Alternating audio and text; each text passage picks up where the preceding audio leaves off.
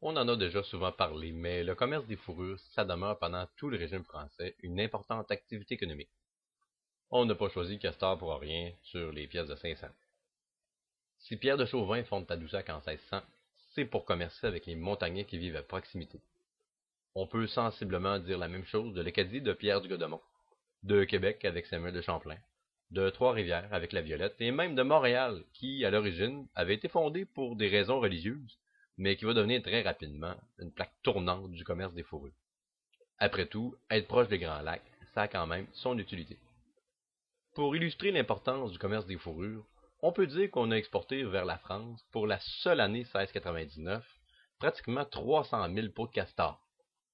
Ça fait des pelleteries le principal produit d'exportation de toute l'histoire de la Nouvelle-France. Pour mener à bien le commerce des fourrures, les Français devront tisser des alliances avec différents groupes autochtones comme les Montagnais, les Algonquins et les Hurons.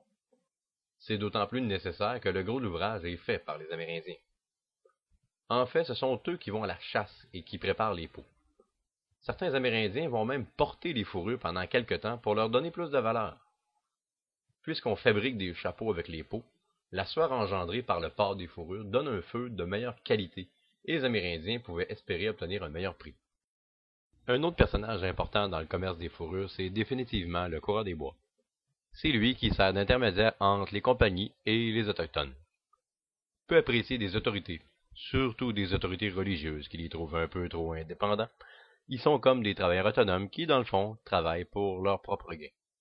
Pour ce faire, c'est eux qui parcourent de longues distances pour s'approvisionner en fourrure, tout en apportant avec eux des produits de traite comme des outils en métal, des couvertures en laine, des armes à feu ou de l'eau de vie, pour les échanger contre des peaux de castor aux Amérindiens. Quand des mesures en vue de peupler la colonie seront mises en place par les autorités coloniales dans la deuxième moitié du XVIIe siècle, il faudra même obtenir un permis spécial pour faire la traite des fourrures. On parlera à ce moment-là de voyageurs pour les désigner, ce qui les distinguera à ce moment-là des coureurs des bois qui, eux, n'ont pas de permis. Les distances, quant à elles, deviendront de plus en plus grandes, puisqu'il faudra toujours aller plus loin pour satisfaire l'appétit toujours grandissant des marchands impliqués dans le commerce des fourrures.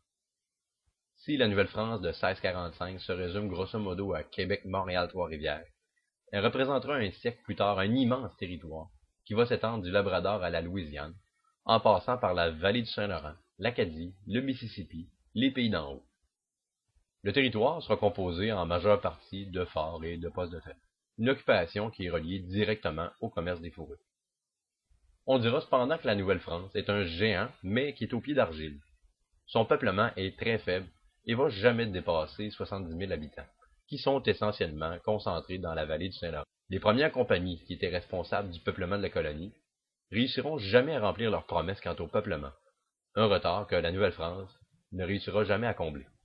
Une telle occupation du territoire, ça attise les convoitises. Déjà au début du régime français, les Anglais, les Hollandais et évidemment les Français se sont disputés le contrôle du commerce des fourrures avec les Iroquois, dans ce qui est aujourd'hui l'État de New York.